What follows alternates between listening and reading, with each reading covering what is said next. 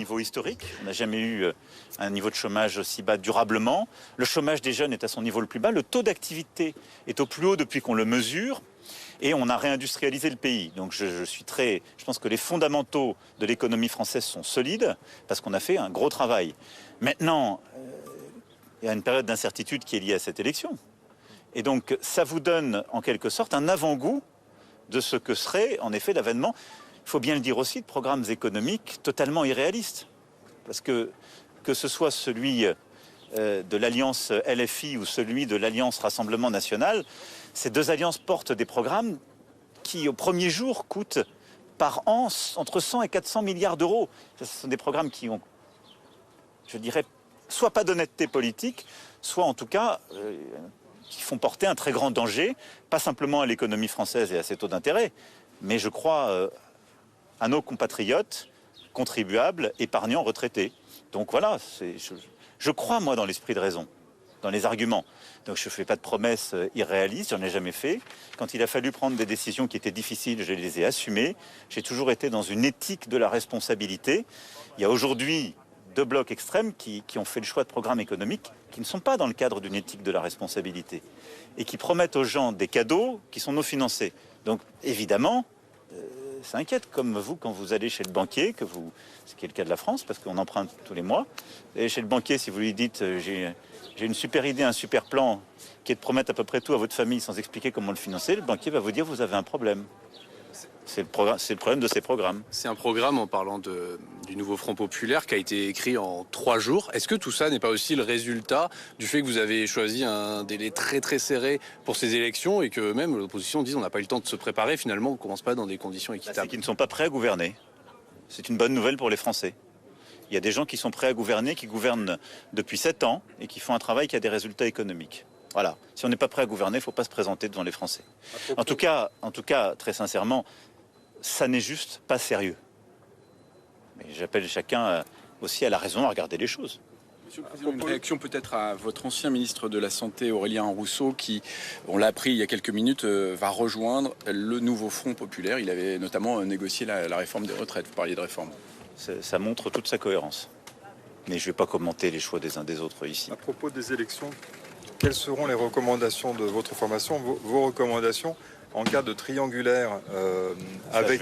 Je l'ai dit l'autre jour à la conférence de presse, je ne vais pas moi commencer à parler de ce qui se passera en étant ici président au G7. On est en plein dedans. Hein. Oui, non, on est en plein. Déjà. Non, le débat qui doit exister, c'est un débat sur les programmes aujourd'hui dans le pays. Moi, je suis là pour le G7, je réponds à une ou deux de vos questions sur le fond et sur l'économie ou sur des sujets qui touchent le pays. Après, la majorité fait son travail. Là, on rentre dans un temps où il faut d'abord parler des programmes avant de savoir comment les choix s'opéreront. Dos à dos les programmes, est-ce que ça voudra dire que vous renverrez dos à dos les candidats alors en cas triangulaire? Ça veut dire que les gens doivent clarifier ce qu'ils feront. Mais d'abord, vous avez une clarification, vous devez être clair sur cette question. Mais je serai clair sur cette question. D'abord, ce n'est pas moi, c'est ceux qui portent la campagne. Ils le seront le soir du premier tour. Moi, je vous invite aussi à faire votre travail et à ce qu'on clarifie ce qu'il y a au fond. Parce qu'avant de savoir comment il faudra faire le soir du premier tour, il faut voter le soir du premier tour. Et donc, il faut voter sur un programme de gouvernement. Donc, il faut peut-être d'abord dire ce qu'il y a dedans et regarder en détail. Je crois que c'est ça dans le bon ordre. On assiste au retour du clivage droite-gauche de façon beaucoup plus radicale. Est-ce que ça ne se fait pas au détriment de votre camp? Moi, je pense au pays. J'ai pas de camp. Je suis président de tous les Français. Et je crois très sincèrement que le pays, plus que jamais, a besoin de dépasser des clivages. Et que je note par ailleurs que sur beaucoup de sujets, vous parlez des camps, quelle est leur cohérence? Je le disais, on parle de... Quels sont les grands sujets qui ont animé le pays ces derniers temps? Les retraites. Bon. Mais vous avez des gens qui ont été dans la gauche de gouvernement. Ils ont porté une réforme des retraites. C'est pas il y a une éternité, c'était il y a moins de 10 ans. Qui s'allient avec des gens qui veulent revenir à la retraite à 60 ans, 62 ans, l'Alliance LFI. Et de l'autre côté, vous avez des gens qui nous expliquaient qu'on ne faisait pas assez d'économies et qui s'allient avec le Rassemblement National et qui veut revenir sur la retraite à 62 ans. Pardon, mais ça, c'est pas cohérent. Donc, que feront ces alliances aux deux extrêmes sur ce sujet? Notre pays a parlé, vous avez parlé à juste titre, du conflit. Que vont-ils faire sur l'Ukraine? Ils pensent le contraire. Les sociodémocrates et les LFI.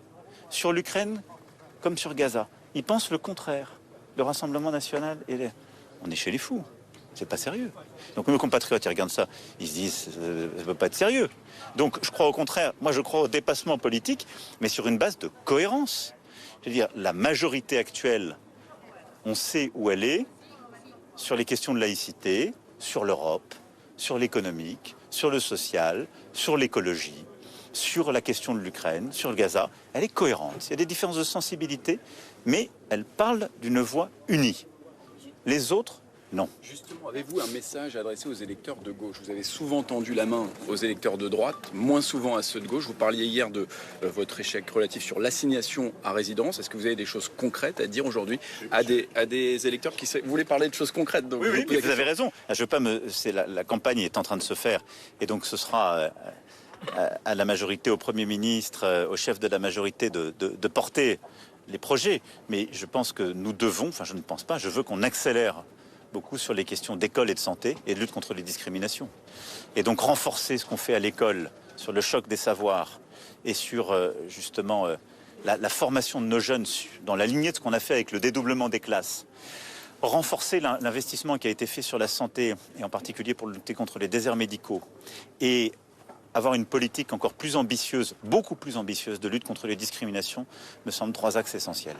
En décidant la dissolution, n'avez-vous pas sous-estimé la capacité de la gauche finalement à s'unir en 3-4 jours sur un programme? Mais moi j'ai surtout, comme je vous l'ai dit, considéré que le contexte nécessitait que nos compatriotes puissent s'exprimer en clarté.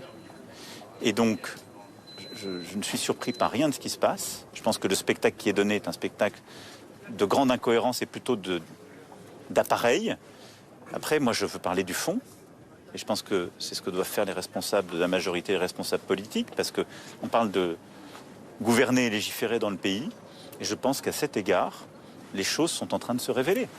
Et je pense que nos compatriotes, ils veulent de la clarté, ils veulent du calme, ils veulent de l'ordre, ils veulent aussi plus d'ordre sur les questions régaliennes. Mais je pense qu'ils ne veulent pas le désordre économique, ils ne veulent pas l'appauvrissement, et ils ne veulent pas que ce soit le chaos et une France dos à dos. Voilà. Donc c'est ça qu'il faut conduire. Monsieur le Président, juste pour terminer, on vient d'apprendre que dimanche, avant de prendre d'annoncer à vos équipes votre décision sur la dissolution, vous avez dit, dans le pire des cas, je préfère une coalition une cohabitation avec le Rassemblement national plutôt que laisser Marine Le Pen arriver au pouvoir en 2027. Écoutez, ça nous a été confirmé par plusieurs sources. Est-ce que juste c'est un calcul vraiment que vous avez fait de vous dire la cohabitation, ça peut éviter le Rassemblement national en 2027? Il n'y a pas de calcul, c'est un calcul de clarification. Et j'ai été toujours très clair sur ce sujet. J'ai pris avec gravité tout cela. Je réponds suffisamment de questions pour ne pas avoir des ventriloques. Donc je vous dis les choses que j'ai à vous dire, je réponds à vos questions, mais faut arrêter d'être dans des scénarios. On ne parle pas assez du fond, on parle trop du paysage. Moi je suis frappé de voir, comme à chaque fois, c'est comme si les Français c'était le décor. Mais enfin, on parle du pays. On est à un moment gravissime de la vie du pays. Des enjeux, avec des guerres, avec des défis économiques inédits. Donc parlons avec sérieux du fond et pas de savoir, si je puis dire, les tactiques des uns et des autres. Je l'ai fait avec gravité, en étant conscient de ce que je faisais et en étant surtout convaincu que, compte tenu du résultat de ces élections et de la situation politique au Parlement, je me devais de rendre la parole aux Français. Et donc c'est un élément de confiance parce que j'ai confiance en leur capacité justement à regarder les projets qui sont sur la table et à se regarder avec force si ces projets sont porteurs de solutions d'avenir pour le pays et pour eux. Voilà. C'est comme ça que je l'ai fait. Monsieur le Président, suite à vos conversations avec von der Leyen et Monsieur Scholz, est-ce que vous avez l'impression que vous pourriez arriver à un accord sur les top jobs dès lundi, par exemple, lors du sommet? J'espère que nous pourrons trouver un accord rapidement.